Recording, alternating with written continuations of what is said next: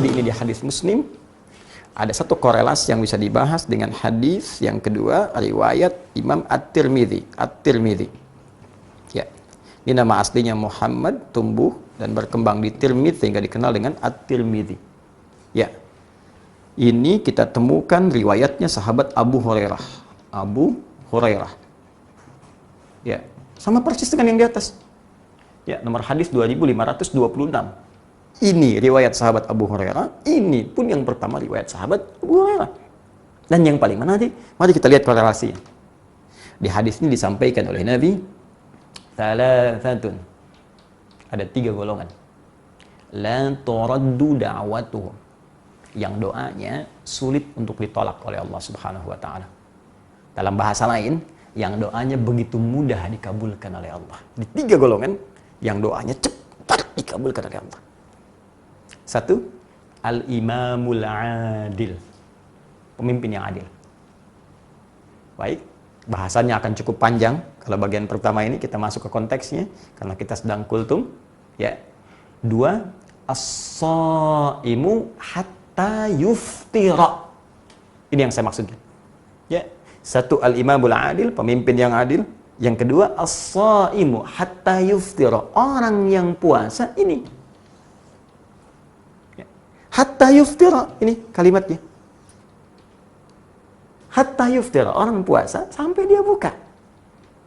Sampai dia buka. Allahu Akbar. Jadi ternyata pada saat kita akan berbuka itu, dari kita puasa sebetulnya, kita puasa, dan puncaknya saat akan buka itu. Ya, hatta itu menunjuk pada ujungnya, akhirnya. Dari mulai orang puasa itu doanya dikabulkan, puncaknya saat akan buka. Itu ditunggu. Anda mau minta apa? Ya, jadi orang puasa itu luar biasa. Sampai di hadis yang lain, hadis qudsi di Al-Bukhari, ya, dalam kitab Shiyam, teman-teman sekalian, bab tentang keutamaan puasa, bab fadlus shaum. Itu langsung disebutkan di hadis qudsi. Qala Rasulullah sallallahu alaihi wasallam, qala Allah azza wa jalla. Allah berfirman langsung, ya, orang puasa itu dia menahan makannya untukku, menahan syahwatnya untukku, menahan minumnya untukku. Asyamu li wa ana ajzi bihi.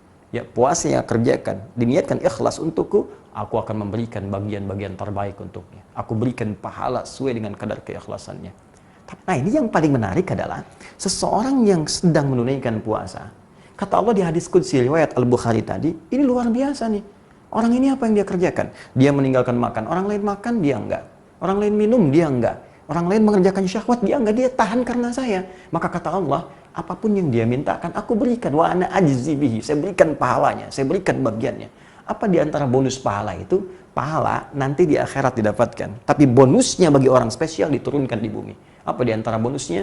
Di At-Tirmidzi disebutkan, dikabulkan segera doanya. Karena itulah orang-orang, teman-teman sekalian, mohon maaf, yang tiba saatnya waktu dia berbuka, dianjurkan oleh para ulama memperbanyak doa dulu. Jangan langsung makanan dulu, langsung minuman dulu. Ya, sehingga tiba-tiba nggak sadar dia mau minta apa. Nah, karena itu para ulama menghadirkan 2 kemuliaan yang dimaksudkan ini. 1 telah kita bahas dalam bentuk doa-doa. Apa di antara doanya? Mari kita uraikan. Ada 2 yang diriwayatkan dari Imam Abu Daud. Ya, nama aslinya Sulaiman As-Sijistani, dikenal dengan Abu Daud julukannya. Ya. Redaksi pertama sangat populer. Ya, disebutkan dhahabadh dhama'u wa batallatil uruq, ya, wa batallatil uruq wa thabatal ajru. Insyaallah telah hilang rasa haus ini dan basah tenggorokan dan ditetapkan pahala oleh Allah Subhanahu wa taala. Jadi saking bahagianya orang puasa, alhamdulillah selesai puasa nih. Mudah-mudahan janji Allah akan segera diberikan kepada kita. Ya, apa di antara janjinya? Tsabatal ajru insyaallah. Pahalanya seperti Allah janjikan, pahala akan diberikan. Bonusnya pun akan tiba. Ya, jadi orang puasa itu ada jaminan langsung dari Nabi sallallahu alaihi wasallam pada riwayat nanti yang kedua, di bahasa yang kedua di sini. Saya langsung masukkan saja. Ini farhatun hina yuftir, yang kedua farhatun hina yalqa rabbahu. Ya, hina yalqahu rabbahu. Farhatun, dan dia merasa bahagia hina yalqahu rabbahu atau hina yalqa rabbahu. Kalau kita katakan hina yalqahu rabbuhu, kalau kita katakan hina yalqa rabbahu. Dan kebahagiaan kedua saat ia akan berjumpa dengan Allah di hari kiamat saat dihisab. Ternyata pahala puasa itu pahala puasa melimpah. Banyak timbangannya. Beda dengan hari biasa. Kenapa saat ditujukan kepadanya? Bukankah saat puasa dilipat gandakan amalan-amalannya? Qur'annya banyak dibaca, ya, sholatnya banyak ditingkatkan. Begitu ditimbang pahala puasanya, wah, timbangannya luar biasa berat. Karena itulah ketika ia berjumpa dengan Allah di hari kiamat saat dihisab, dia merasa senang, bahagia ketika dimunculkan pahala puasa. Untuk itulah kita berdoa saat berbuka, wa tsabatal ajru insyaallah. Mudah-mudahan ya Allah puasa saya berhasil. Apa yang kau janjikan untuk diberikan di hari kiamat, melipat gandakan pahala saya, memberatkan mizan saya, engkau kabulkan ya Allah. Itu maksudnya. Ya, tapi jangan lupa, ini baru doa pengantar. Kita belum hadirkan ini, jawaban dari yang ini. Mana doa yang kita mintakan untuk bonus dunia kita? Minta sama Allah. Ya, karena itu dalam riwayat yang kedua di Abu Daud, ya. Dan ini Syekh Abdul Qadir Al-Armut menyebut riwayat ini dikuatkan oleh riwayat-riwayat yang lainnya. Ya, jadi pandang baik sampai Imam Abu Daud pun diam pada riwayat ini. Dan orang-orang Mekah mengetahui kalau Imam Abu Daud diam itu saleh, artinya baik, bisa digunakan sebagai dalil. Ya, Allahumma laka sumtu ya wa ala rizqika aftartu. Jadi dengan bersungguh-sungguh ya Allah, aku telah puasa. Alhamdulillah aku akan berbuka dengan rizkimu. Dan ada riwayat yang ketiga dari Ibnu Umar radhiyallahu taala anhuma. Ini yang mau saya sampaikan. Kita kecenderungan membatasi pada dua riwayat di sini saja.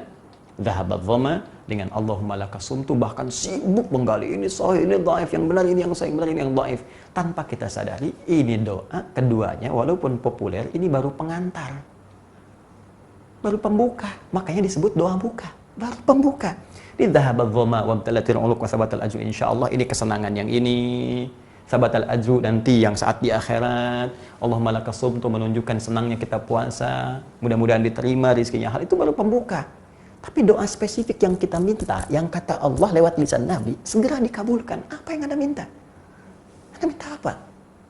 Di sini kesempatan kita untuk meminta. Kenapa enggak Anda minta, ya Allah, segera angkat wabah COVID-19 ini. Ya Allah, berikan rezeki kepada saya lewat pekerjaan saya. Ya Allah, sabarkan keluarga kami. Ya Allah, hilangkan masalah dalam rumah tangga kami. Pernah enggak kita minta itu selama berbuka? Ya Allah, saya ingin keluarga saya jadi penghafal Quran. Pernah enggak minta? Sebagian hanya sibuk kemudian membahas ini sahih, ini dhaif, dan lupa dalam kaidah ilmu hadis, hadis dhaif sepanjang bukan parah dan tidak terkait dengan aspek-aspek yang pokok akidah, ya, sifatnya atau ibadah yang utama seperti sholat, sepanjang dia fadhailul a'mal, ibadah keutamaan seperti doa, itu boleh digunakan. Apalagi ini ada syawahid. Dia nggak usah berdebat masalah Allah malaka sumtu, dhahabat dhama'u. Anda mau pakai silakan, tidak ada masalah. Cuman yang jangan lupa, itu baru doa pembuka. Anda ini yang Anda butuhkan pernah diminta nggak? Ini saat yang paling tepat untuk bermohon. Karena itu Ibnu Umar radhiyallahu taala anhuma meriwayatkan sebuah hadis dan hadisnya sahih. Ya, sepakat hadisnya. Apa yang paling indah?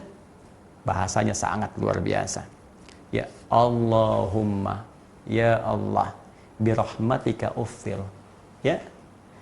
Bahkan kalimatnya lebih lengkapnya lagi, wasi'at kulla syai'in. Ya. Inni as'aluka an taghfira liya. Ya Allah, dengan rahmatmu aku berbuka. Di mana? Dengan rahmatmu saat ini aku berbuka. Engkau berikan rahmat aku bisa puasa, engkau berikan rahmat aku bisa berbuka. Dan rahmatmu ya Allah meliputi segala hal, termasuk bagi para pendosa. Dengan rahmatmu akan diampuni semua dosa-dosa. Ini cerdas. Ini cerdas. Ya. Ini cerdas. Bukankah ditemukan di Quran surah 39? Ya. Ayat ke-53, ketika Allah memberikan rahmat, maka semua dosa-dosa yang berlebih akan diampuni. Qul ya ibadiyalladzina asrafu ala anfusihim la taqnatu min rahmatillah. Ya, katakan Muhammad pada hamba-hambaku yang berdosa. Yang berdosa, la taqnatu min rahmatillah. Jangan pernah putus asa dari rahmat Allah Subhanahu wa taala. Sekarang rahmat Allah diberikan saat buka, di antaranya dijamin doa diampuni. Maka kata beliau, Allahumma inni as'aluka an taghfira li. Ya Allah, aku enggak minta banyak, aku hanya pengen ampuni dosa-dosaku. Ya. Ini yang paling menarik. Nah, dari sekian yang saya sampaikan tadi, yang kita ulas dari turunan hadis-hadis Nabi sallallahu alaihi wasallam, berapa yang sudah kita amalkan? Jangan-jangan banyak pandai berdebat, tapi kita belum mengamalkan seperti Abdullah bin Amr bin As yang pernah beliau lakukan. Jadi, kalau kita urutkan kembali dengan sangat mudah, Orang puasa akan punya dua kebahagiaan, bahagia saat dia berbuka dan bahagia saat pulang kepada Allah saat dia membawa pahala-pahala puasanya yang akan memberatkan mizannya. Hanya rahasianya saat berbuka, yaitu di waktu maghrib, bukan sekedar seseorang bahagia karena akan berbuka dan dia baca doa. Rahasia terbesarnya, banyak doa-doa yang ditunggu pada saat itu, yang dijamin kata Nabi akan cepat dikabulkan kalau ia mohonkan. Maka mari kita amalkan. Jangan sibuk memperdebatkan yang sudah jelas. Membahas yang sudah jelas akan menjadikan pembahasan semakin tidak jelas. Karena itu, dari yang sudah terang benderang ini, tinggal kita amalkan. Awali dengan doa pembuka, Dhahaba dhama, atau Allahumma lakas sumtu, atau ada sementara ulama yang menggabungkan dari doa ini. Bahkan dibacakan, Allahumma lakas sumtu, wabika amantu, mengambil yang tadi, redaksi yang terakhir.